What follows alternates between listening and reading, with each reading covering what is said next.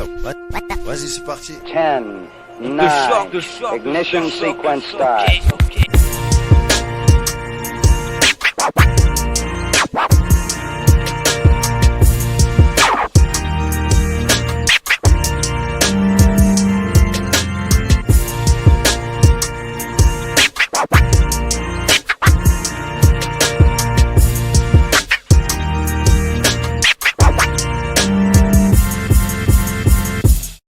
Hello and happy Wednesday, everyone. This is Loretta Sronowski from Godspowski House, and I'm here with Jeff Williamson, my co-host, and we have a very special guest today to launch off our podcast. We have Hannah Ward. Hello, Hannah. Can you start by telling us a little bit about yourself and who you represent?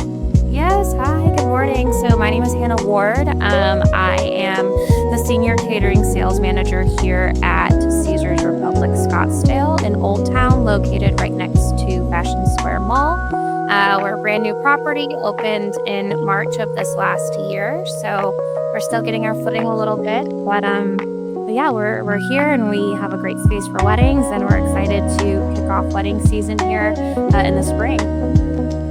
So can you tell us what makes your venue a special wedding venue? Yeah, so I think the biggest draw is it's called the Camelback Veranda.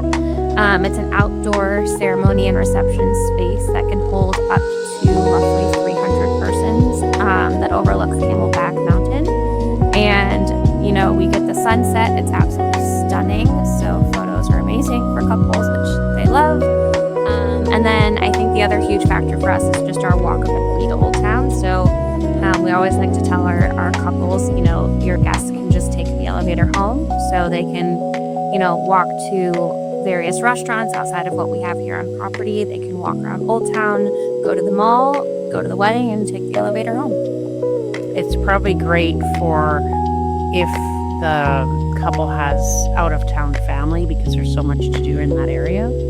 Yes, that's exactly right. You know, I always say we're so lucky to live where we do and be surrounded by, you know, a dozen stunning resort-style properties. But the give and take with those is that they're not walkable.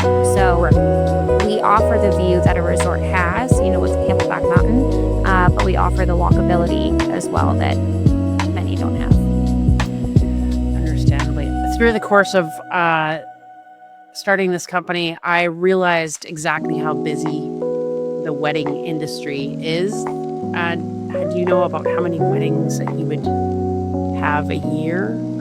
Is wedding season in Scottsdale? So wedding season with us, I would say, is the peak months are October, November, March, and April. Of course, you get weddings, you know, on the shoulder on both ends of those. But yeah, October, November, March, April, biggest wedding months. Again, we're still within our first year, so it's a little hard for me to gauge where we'll land on weddings per year. At my previous property, we were doing between 30 and 40 a year. Wow. So I know you're all about the food with your job. So when couples start planning their wedding menu, where do you recommend they start? I think the best place to start is just to not rush into anything. I think there's a lot of, you know, you get engaged and you're excited and the anticipation, and you just want to plan everything right away and make decisions quickly. I think the biggest thing is just take a breath, look everything over, think about it, and just don't rush into anything. It's, you know, food, of course, is very important, but it's just food. So focus on the big stuff, and then let's talk, you know, the sauce you want on your steak. And I'm sure that you're there to help guide them. Do the couples have any influence on designing the menu? Absolutely, yeah. You know, it just depends on the couple. Some people are big foodies and have, you know, want to talk about every last ingredient that goes into everything, and other people, frankly, just don't care as much. It just depends on the couple and what they're interested in. But yeah, as far as, you know, flexibility and making adjustments or substitutions to what we have built into our existing packages, very flexible. I always tell anybody, if you don't see something on our menu that you have to have at your wedding, just tell me. We'll make it happen. Okay. So, what would you say is a common misconception about wedding catering? I would say that that it's boring. I don't think wedding catering anymore is boring. I think a lot of hotels, catering companies have become a lot more flexible in what they are willing to do and offer, or that it all has to be the same. I think in the last 5 years or so, we've seen a really great resurgence in food and foodies. I think a lot of it is where we live and the restaurants that we're lucky enough to be surrounded by. People are just a lot more into food than even 5 years ago. Yeah, for sure. With the Food Network and all these food shows that we all watch, and magazines, and the celebrity chefs and all that kind of stuff. Which you have your own celebrity status in your own venue. Can you tell us a bit about that? We do. So we have a restaurant on property. It's called Luna by Giada. So Giada De Laurentiis is, a noteworthy Food Network chef. I believe she has a show coming out on Amazon soon. And she's been around for years and years and years. And our wedding menus are actually all designed by Giada. So all of our wedding packages and recipes are Giada's recipes. Oh, I did not know that now. That makes that so much sexier. Yes. So, and, I get questions on that from couples. What does that mean? She is an Italian-based chef. She incorporates, she's from Rome. She was born in Rome. And so she incorporates her roots and her Italian cuisine with mixing in a bit of that California cuisine as well. She's based in California now. So basically, on our wedding menus, you'll see all the, quote, normal things you'd see anywhere else. So your chicken, your steak, your fish. But we also incorporate a lot more pasta and Italian-inspired dishes than, I think what you'd see elsewhere. And that doesn't mean you have to do that if you don't want to, but it does make it interesting and different, I think, than a lot of packages you see elsewhere in the valley. Of course. And so are you noticing any kind of current food trends, that people are gravitating to? How you have like the cupcake cake and all that stuff. So what's the trend? I think the biggest thing we're still seeing is incorporating interactive elements for your guests. So whether that's, a chef tossing pasta in a fresh Parmesan wheel, or, I've seen a lot of lately late night snacks coming out onto the dance floor, like an actual person piping cannolis, on the dance floor and handing them to your guests, as opposed to walking to the station or the dessert table or what have you. So just those little elements that are fun, interactive, but doesn't take up time or space in your timeline of the evening, which I think is important too. And do you add like a seasonal, like a fall menu, a winter menu, spring? Do you use seasonal ingredients? So yes, we will incorporate seasonal ingredients. We don't keep them listed on our wedding packages just because, couples are planning anywhere from a year and a half to a year out. So to help us just on an operations side, it makes it so we're not constantly having to change and update the menus. But when couples come in for their tastings, we can, of course, we like to plan tastings within 6 weeks of wedding day, and then can incorporate, seasonal items at that point. So what entails a tasting? So if I'm getting married and I phone you and say, Hannah, I'm interested in having my wedding there, what is the tasting and what does it look like? So tasting happens after contract signing. Typically, the only time we'll do or accommodate a tasting prior to contract signing is with our, if we have weddings that require any type of special cuisine. So a lot of times Southeast Asian or Indian weddings have very specific flavor profiles that are important to those couples. So we will often, accommodate a tasting prior to contracting for those type of events. But tastings after contract signing, and like I said, typically within that 6-week range prior to wedding date. So a lot of questions I get, is, well, if it's 6 weeks out, how am I sending out my invitations with pre-selected menu cards of the guest to choose, steak, chicken, beef, or fish? I always tell them just, we know prior if you're going to offer a fish, a steak, and a chicken option, just listed that way.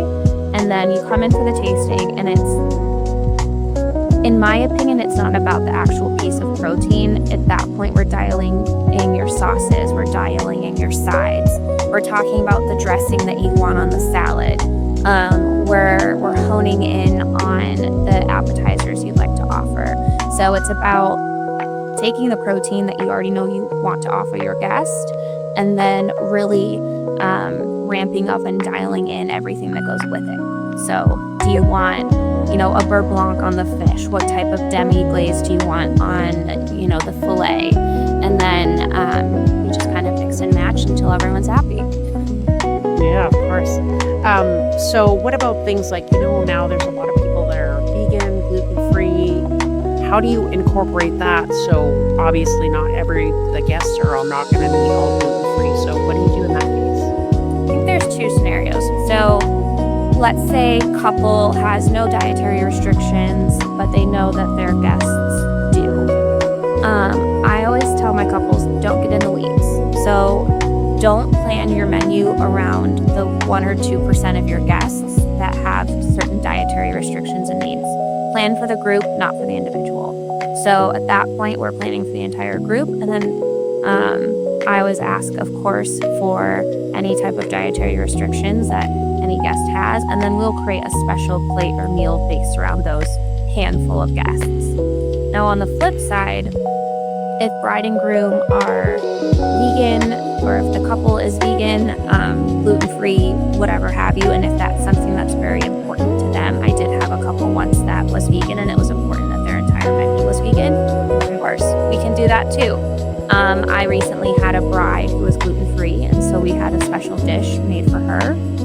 And then the entire cake was gluten-free. So there's ways to incorporate what's important to the couple while still catering to the entire group.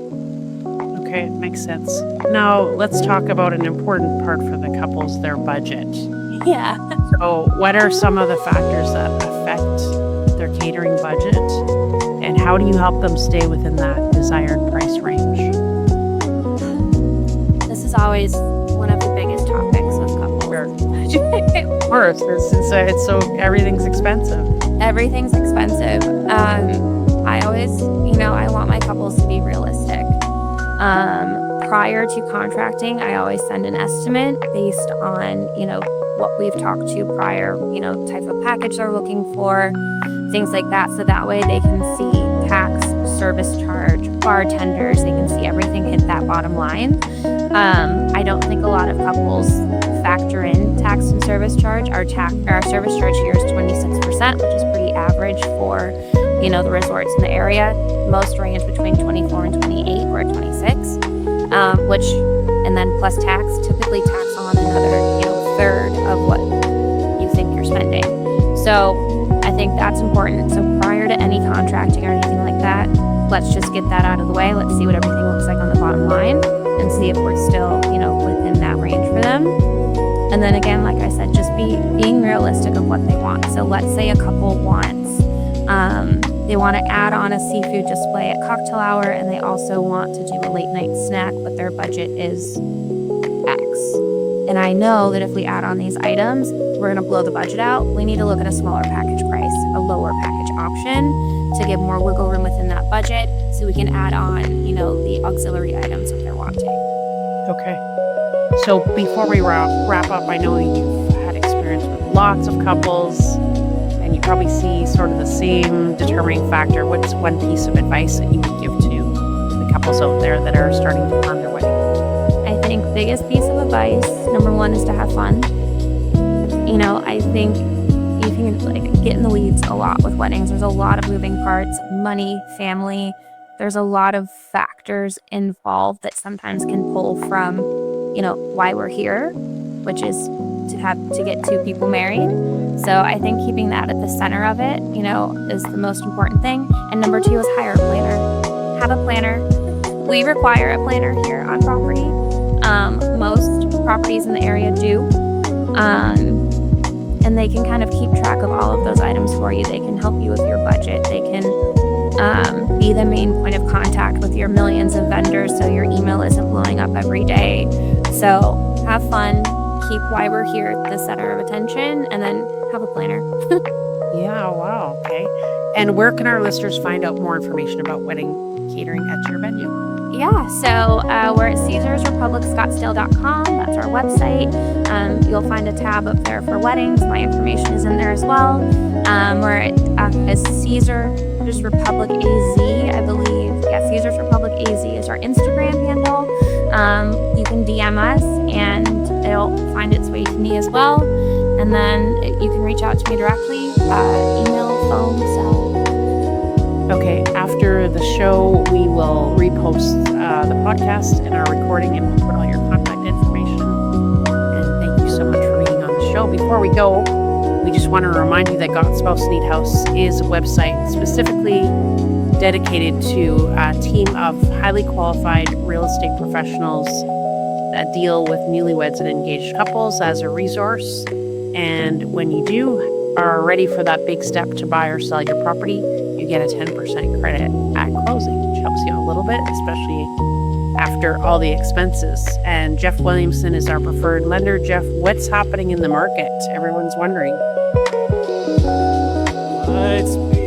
I've been saying lately, it's been annoyingly consistent as far as what rates are doing. We did see a nice drop a couple months ago.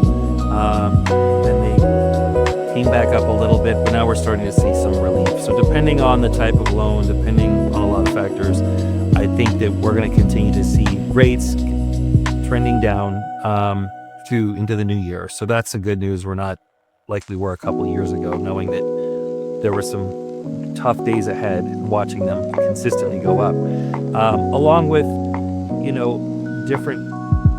an array of different types of products too that can cater to a wider audience, where it seems like so many people just don't or can't fit into that your typical box, and we've been exceptional about bringing on more products that will help someone get into a home that has maybe a unique situation or what. So the key word is flexibility. We've really committed to coming up with different ways to be able to secure financing for buyers, and that's along with all of your other products, like your down payment assistance and those if that's something that you would need. But again, probably for another conversation, but there are a lot of newer ways that someone can secure a home, and that's not just in the first-time home buyer arena. It's in the luxury market, investor market, products that can help people buy investment homes with no income qualification. It's based on the rents. So just different things out there that allow us to be creative and allow buyers to be creative as well. So yeah, in a nutshell, that's it. But everybody's big question is always rates. Yeah. And we are definitely seeing them improve.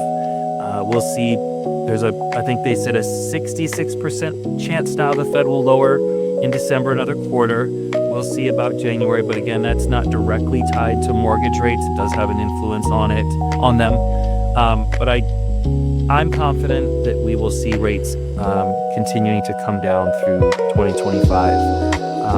And I personally believe that they could be at levels we were before we saw those rates during COVID. I don't think we'll get back there, not close, but at least heading that direction for sure. Well, that's great. Thanks for the update. And Jeff will be here every week to give us an update on what's happening in the mortgage arena. Next week, 'tis the season, and we have a special guest talking about destination weddings. We do live in Arizona, but I'm Canadian. Hannah shared with me she's from Ohio, so some brides like that like to get away to someplace, a warmer destination, and we're going to have information about that. So Loretta Stranowski and Jeff Williamson checking off. Thanks again, Hannah. Everyone have a happy Thanksgiving. Happy Thanksgiving.